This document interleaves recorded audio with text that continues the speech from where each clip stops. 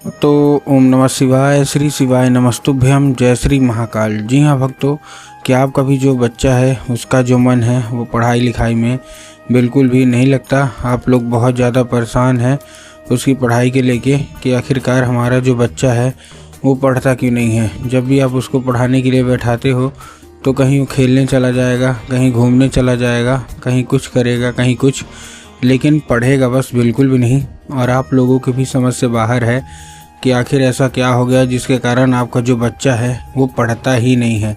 तो आपको परेशान होने की बिल्कुल भी आवश्यकता नहीं है, क्योंकि आज जो मैं आपको उपाय बताने वाला हूँ, अगर केवल और केवल आपने उतना ही उपाय कर लिया तो अवश्य रूप से सारी इच्छा, सारी मनोकामना जो है वो पूरी होगी ही होगी।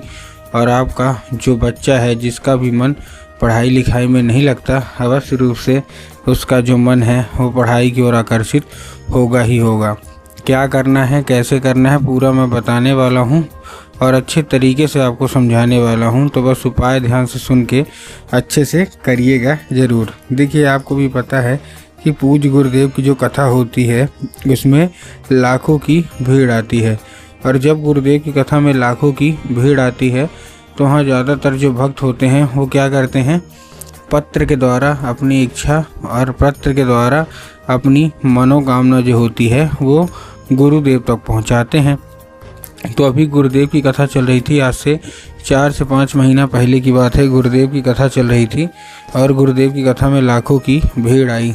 अब जब गुरुदेव की कथा में लाखों की भीड़ आई तो वहाँ ज़्यादातर जो भक्त थे उन्होंने क्या किया, पत्र के द्वारा अपनी इच्छा और पत्र के द्वारा अपनी मनोकामना जो थी वो गुरुदेव तक पहुंचाई। अब जैसे ही गुरुदेव के पास पत्र पहुंचा और गुरुदेव ने पत्र पढ़ा तो वहाँ गुरुदेव ने देखा कि ज़्यादातर जो भक्त हैं उनकी क्या है, केवल और केवल एक ही इच्छा और एक ही मनोकामना है, क्या कि गुरुदेव हमारा जो बच्चा है उसका जो मन है वो पढ़ाई लिखाई में बिल्कुल भी नहीं लगता। हम लोग बहुत ज़्यादा परेशान है उसकी पढ़ाई के लेके कि आखिरकार हमारा जो बच्चा है वो पढ़ता क्यों नहीं है। कृपया करके कोई उपाय बता दें ताकि हमारा जो बच्चा है वो अच्छे तरीके से बिना कुछ बोले, बिना कुछ कहे, केवल केवल पढ़ाई ही पढ़ाई करे।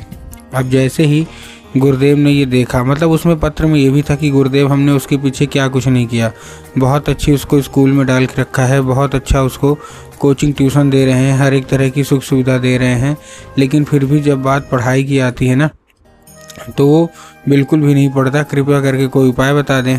अब जैसे ही गुरुदेव ने देखा तभी गुरुदेव ने 2 से 3 उपाय बताए और कहा केवल और केवल ये उपाय कर लेना, तुम्हारा जो भी बच्चा है अवश्य रूप से पढ़ाई की ओर आकर्षित होगा ही होगा। अब जैसे ही गुरुदेव ने उपाय बताया तो लोगों ने जा जाके इस उपाय को घर में करना शुरू कर दिया। अब जैसे ही लोगों ने जा जाके इस उपाय को घर में करना शुरू कर दिया, वही लोग गुरुदेव की कथा में मात्र 1 से 1.5 महीने के बाद वापस आए। अब जब वही लोग गुरुदेव की कथा में वापस आए तो उन्होंने क्या किया, फिर से एक बार गुरुदेव को पत्र लिखा। लेकिन ये वाला जो पत्र था ये गुरुदेव को धन्यवाद के रूप में पत्र था कि गुरुदेव धन्य हो आपका, आपके द्वारा बताया गया उपाय हमने कर लिया है, हमारी सारी इच्छा, सारी मनोकामना जो है वो भी पूरी हो गई है, आपका कोटि कोटि धन्यवाद। तो देखिए, जो लोग भी मेरी आवाज़ अभी सुन रहे हैं ना, अगर आपको भी जानना है कि आखिर ऐसा कौन सा उपाय है जिसको करने मात्र से इच्छा मनोकामना जो है वो पूरी हो जाती है, तो चलिए हम बताते हैं आपको आज की इस वीडियो के माध्यम से कि आपको करना क्या है। तो बस उपाय ध्यान से सुन के अच्छे से करिएगा ज़रूर। तो देखिए, जो हमारा पहला उपाय है इसमें आपको 3 काली तिल और 1 धतूरा लेना है। क्या लेना है? 3 काली तिल लेना है और 1 धतूरा। अब देखिए, काली तिल और काली मिर्च में बहुत सारे लोग कंफ्यूज होते हैं कि काली तिल ले कि काली मिर्च। तब गुरुदेव ने बताया है कि आपको क्या लेना है, केवल और केवल आपको लेना है काली तिल। ठीक, ले लिया। लेने के बाद आपको करना क्या है, जैसे आपने लिया, लेने के बाद अपने बच्चे के हाथ में दीजिए और भेज दीजिए उसको कहाँ, सीधा सीधा शिव मंदिर। अब जैसे ही आप अपने बच्चे को शिव मंदिर भेजेंगे, शिव मंदिर भेजने के बाद उसको बोलिएगा कि दक्षिण दिशा में खड़ा हो जाए और उत्तर की ओर अपना चेहरा कर ले। अब देखिए, दक्षिण और उत्तर में भी ना बहुत सारे लोगों के मन में कन्फ्यूज़न आता है कि दक्षिण क्या है, उत्तर क्या है, हमको थोड़ा साफ साफ बताओ। तब गुरुदेव ने बताया कि आप जिस भी शिव मंदिर जा रहे हैं उस शिव मंदिर का जिधर साइड जलाधारी होगा आपको अपना चेहरा उधर साइड करके खड़े हो जाना है। ठीक, खड़े हो गए। खड़े होने के बाद आपको क्या करना है, एक नाम लेके, कौन सा, महादेव का बहुत ही सुंदर सा नाम है श्रम्भेश्वर महादेव।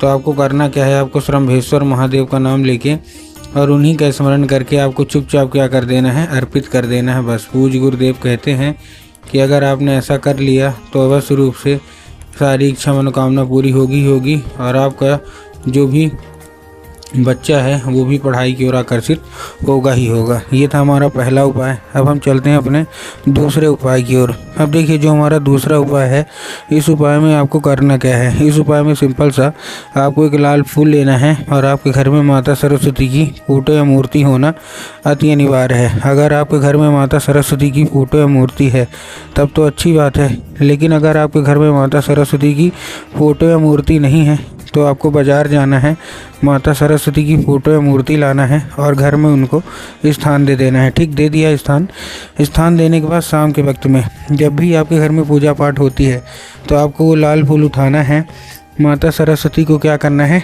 अर्पित करना है और माता सरस्वती से उसको औषधि के रूप में मांगना है कि माता कृपया करके हमको इसको औषधि के रूप में प्रदान करिए। अब क्या होगा, अब ये औषधि का रूप ले लेगा। अब आपको करना क्या है, उसी रात जब आपका बच्चा अच्छी तरीके से खाना पीना खा के सो जाए तो आपको वो लाल फूल जो है वो उठाना है और अपने बच्चे के माथे पे 2 से 3 बार आपको क्या कर देना है, फेर देना है बस। पूज्य गुरुदेव कहते हैं कि अगर आपने ऐसा कर लिया तो अवश्य रूप से आपका जो भी बच्चा है उसका मन पढ़ाई की ओर आकर्षित होगा ही होगा।